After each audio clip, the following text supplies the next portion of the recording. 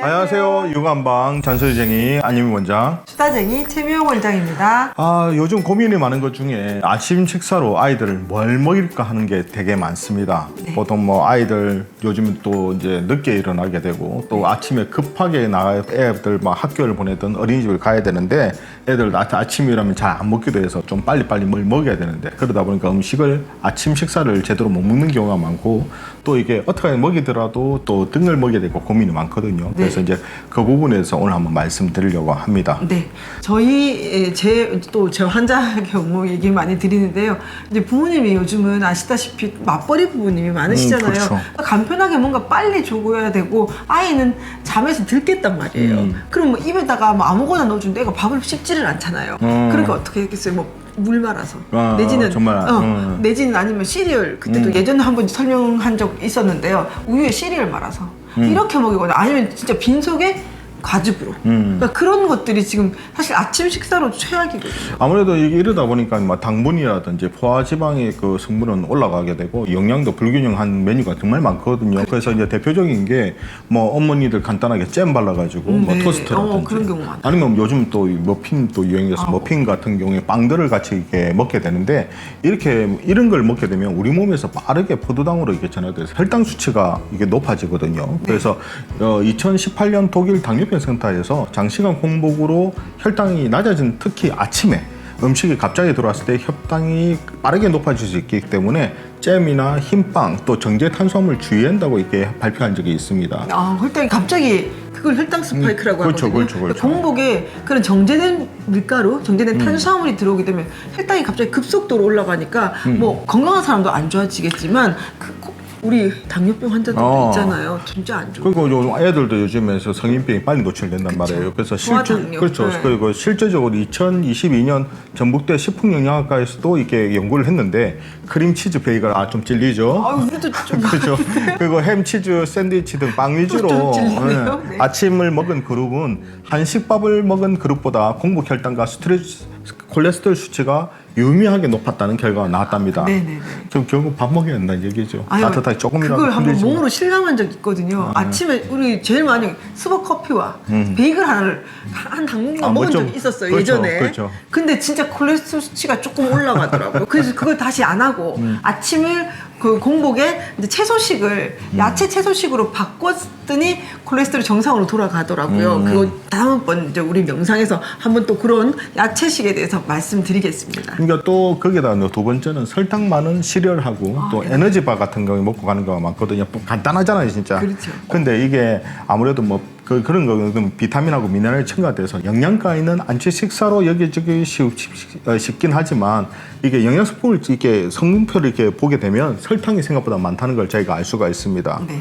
아무래도 뭐 슈퍼푸드로 알기에는 기리로 이게 만들어진 것도 많거든요. 시리얼 같은 경우. 근데 그렇죠. 문제는 곡물바는 맛이 있단 말이에요. 그 당분이 들어가야 맛있거든요. 그렇죠. 맛이 있는데도 비리는 왜 안 달아요. 애들이 또 이게 기리로 그냥 그걸로만 되면 애들이 안 먹습니다. 그러다 보니까 맛있는 시리얼을 찾게 되는데 그런 것들이 길이가 문제가 아니라 그 첨가물 자체가 이제 문제라서 애들한테 문제가 됩니다. 그 아이만 문제가 아니고요. 사실은 안 원장님 달아야 먹잖아요. 그렇죠. 비리를 그냥 어떻게 줍니까? 에너지 오트밀이든 뭐든 바꿔서 뭐 우유에 재든지 뭐 하는데 단맛이 자꾸 첨가가 돼야 먹기 때문에 그러니까요. 이 단 거에 익숙해진 우리 식생활이 진짜 문제가 되는 겁니다. 저도 뭐 한동안 아침에 운동하러 가면서 에너지밥 먹으면 왠지 뭐 힙해 보이고 해서 먹었는데 생각보다 그게 썩 좋은 건 아닌 것 같더라고요. 네. 너무 달아요, 사실. 맛은 그쵸. 있습니다, 네. 그 대신. 그리고 이제 세 번째는 이게 자주 먹는 또 베이컨과 햄, 치즈 같은 거, 가공육 섭취죠. 네. 이게 가공육은 이게 세계보건기구 WHO 산하의 국제암연구소에서부터 1군 발암물질로 지정된 식품이라고 볼 수 있습니다. 암 바람이네요. 그렇죠. 그래서 아무리 뭐 요즘 잠봉, 브루슈트 뭐 이런 거 많이 먹잖아요.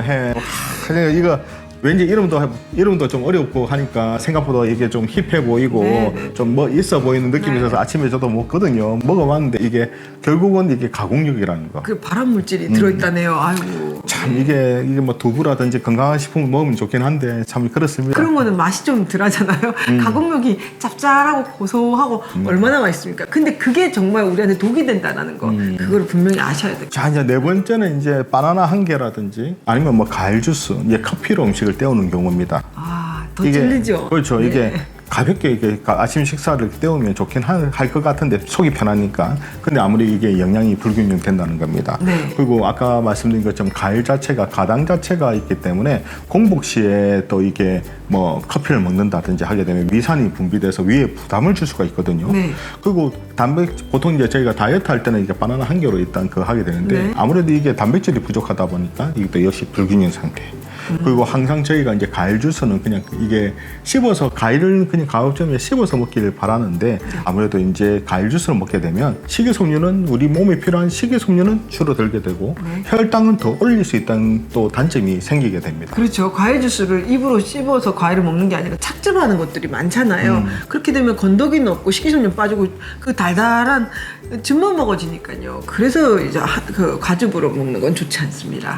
그래서 보통 뭐 바나나 한 개, 과일 주스 한 잔으로 해서 아침을 간단하게 때우면 열량이 적어서 체중 조절이 되게 좋다고 이렇게 생각하시는데 오히려 포만감이 적고 탄수화물만 있어서 체질 조정에 도움이 안 된다고 볼 수도 있거든요. 네. 그래서 이왕이면 아침을 먹는다 하게 되면 단백질, 탄수화물, 지방이 골고루 들어가 있는 그런 영양식을 이제 균형 잡힌 아침 식사를 하는 것이 좋다고 생각이 듭니다. 아, 네, 맞습니다. 그죠. 단일 식품만 먹는 거 좋지 않다는 얘기입니다.